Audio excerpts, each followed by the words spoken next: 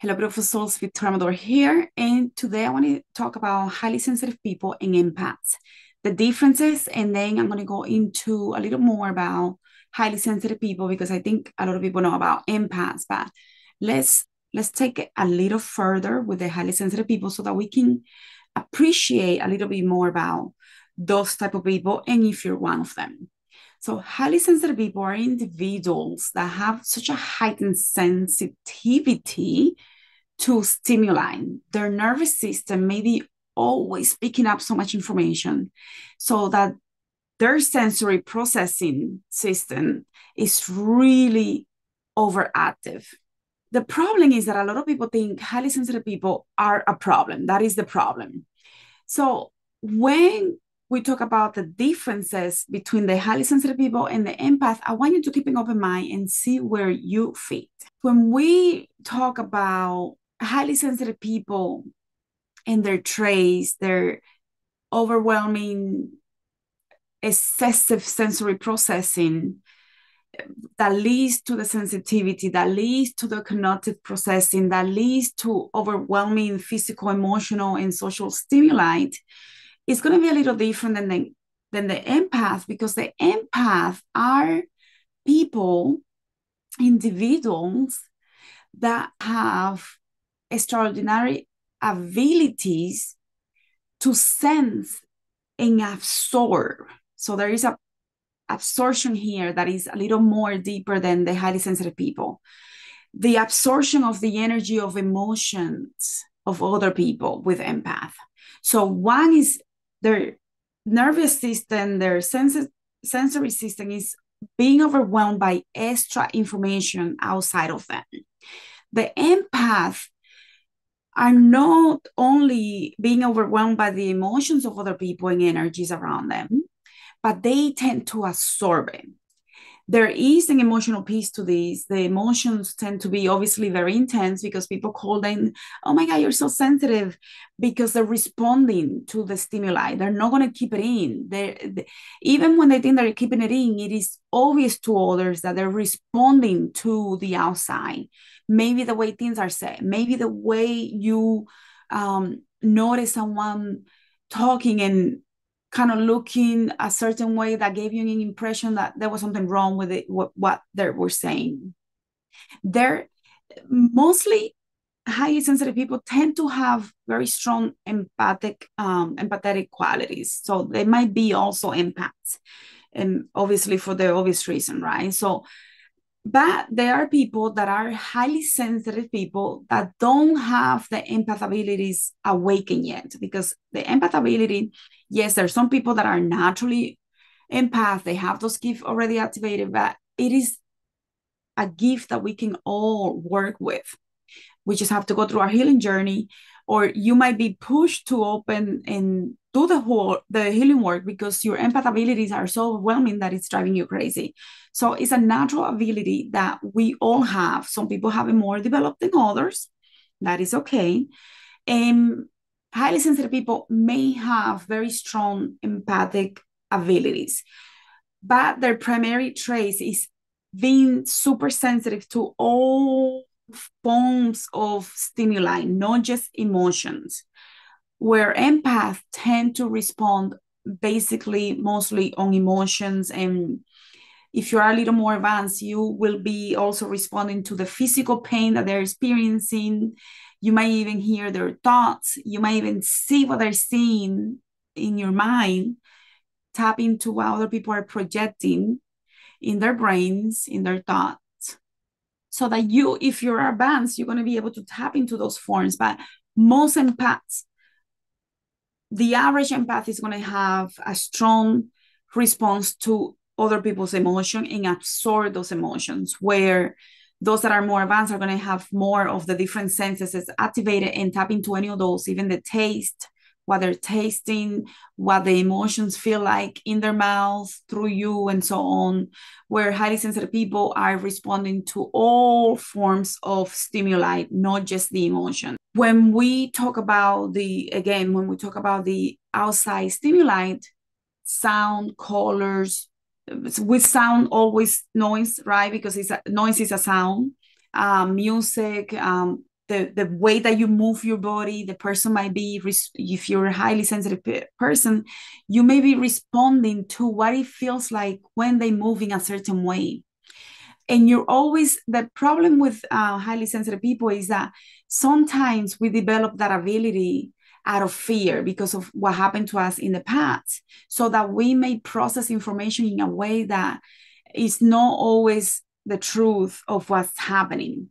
Meaning that if you haven't gone through your healing process and you still have things to work through that are pending to work through, you might be processing a lot of the information inaccurately because of your own past wounds. So healing for highly sensitive people is key, because otherwise you're not going to be able to really know if what you're picking up is true or if it's just in your mind, if you're making it up because of the past wounds that you have. And there's normally this back and forward if you haven't healed, work through some of the issues, because you know that you're not 100% confident on what you're picking up, because sometimes you're not accurate with what you're picking up, and you have been proven to be inaccurate at times based on what happens with you, right? Life experiences. So empaths are basically individuals that have such an extraordinary ability to sense the emotions and energies. And energies, everything that we talked about with highly sensitive people. Energy is in form of thoughts, sound, color, physical sensations. So we're not going to take anything away from the empath, but what I want to make sure that everybody understands is that a regular empath basically can only, until they start having discipline in practicing, they can only tap into the emotional piece of the person. And then as they progress, they're going to tap into the other forms of how light transfer information. Emotion is energy in motion. So when you activate more abilities within you and you go through some sort of healing that allows for you to develop better your empath ability, you're going to be able to pick up just like the highly sensitive people, but it could even be at a deeper level because you're able to absorb. So there is a healing component here that is not normally available with highly sensitive people. Highly sensitive people respond and can analyze. So they might make really good investigator. They might even make really good psychologists and some type of healers, because they can ask the questions that your body, your thoughts are leading them to ask. An empath may be able to heal by doing. So two different type of healers. So empaths are going to pick up the emotions and absorb the emotions. When you're learning to do this at first, it can feel so overwhelming because you don't know what the heck you're doing, and you don't know what to do with what you're picking up and how to move that through your body.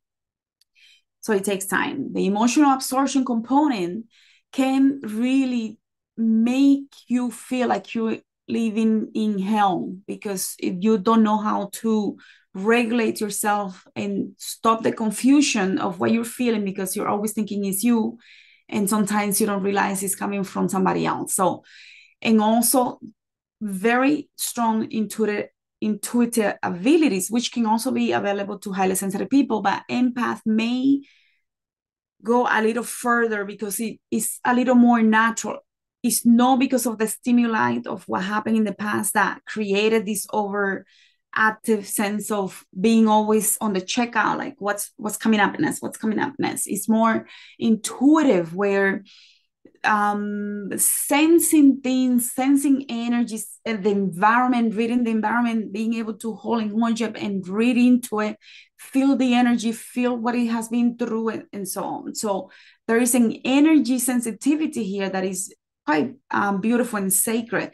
And to transmute some of that energy, you can do that naturally when you're in empath.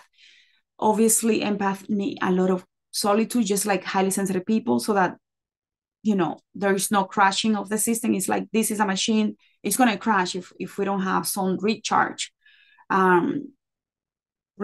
time, right? So emotions, energy, input, empath often needs like that hermit energy, like, okay, I need to retreat in order for me to come back stronger, like the Venus rising every morning.